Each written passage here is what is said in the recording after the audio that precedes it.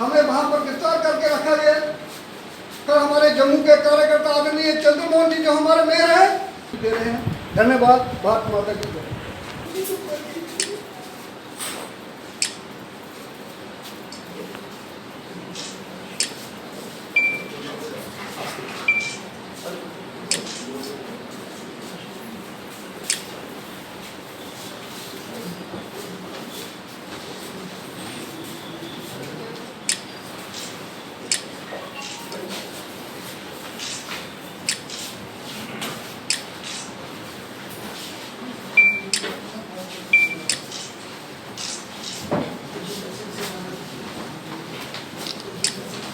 के अंदर 15 अगस्त पर ध्वज को चढ़ाना है। मैं चला गया, बड़ी दुनिया थी। शिल्पी जी को मैं देख नहीं पाता था उस उधर के क्या वो सीन था उसमें। शहीद कुलदीप वर्मा जी को 12 साल हो गए, 12वां साल लगा है। आज ही के दिन परेड ग्राउंड में, जैसा कि आप सब लोग जानते हैं कि उनकी शहादत कैसे हुई।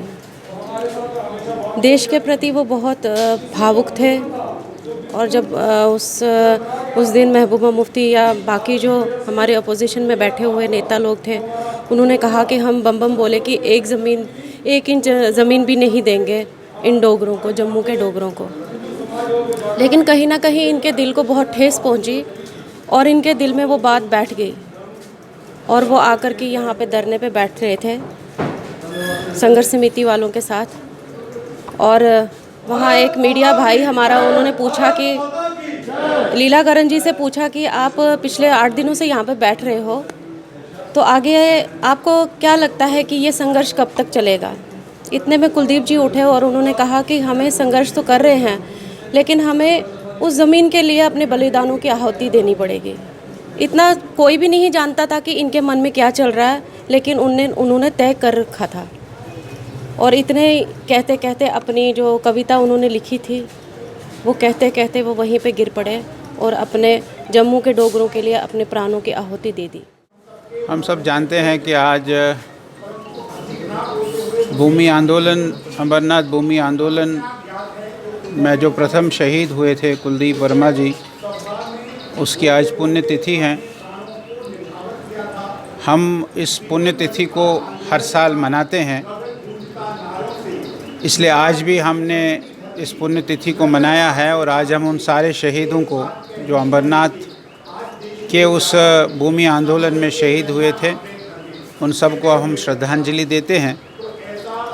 हम सबको पता है कि भूमि आंदोलन से जुड़े हुए जो लोग हैं, उसकी जो एक संस्था बनी है, वो 31 अक्टूबर को सभी का एक श्रद्धांजलि कार्यक्रम करती है। लेकिन हम लोग अलग से ये 23 जुलाई को शहीद कुलदीप वर्मा जी का शहादत का दिन मनाते हैं। आज हमने वहीं शहादत का दिन यहाँ मनाया।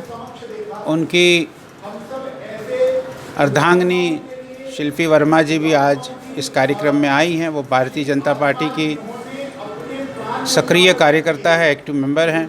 वो भी आज यहाँ उपस्थित हैं। उनके होते हुए आज सभी पार्टी के वरिष्ठ कार्यकर्ता आज यहाँ पंडित प्रेमनाथ डोगरा भवन में, जो हमारे लिए, पार्टी के लिए, जम्मू के लिए एक शहीदी स्थल जैसा ही है, हम यहाँ आज उनको श्रद्धांजलि देते हैं। आप सब जानते हैं कि जब जब जम्मू के लोगों को कुछ लेना पड़ता है तो हमेशा संघर्ष करना ही पड़ा है। लेकिन मुझे अब ये लगता है कि 5 अगस्त 2019 के बाद जो एक विजय हम सब लोगों ने प्राप्त की, आर्टिकल 370 और 35A को हटाने के बाद, तो आज हम गर्व के साथ ये बात कह सकते हैं कि हम एक इंटीग्रल पार्ट है भारत के।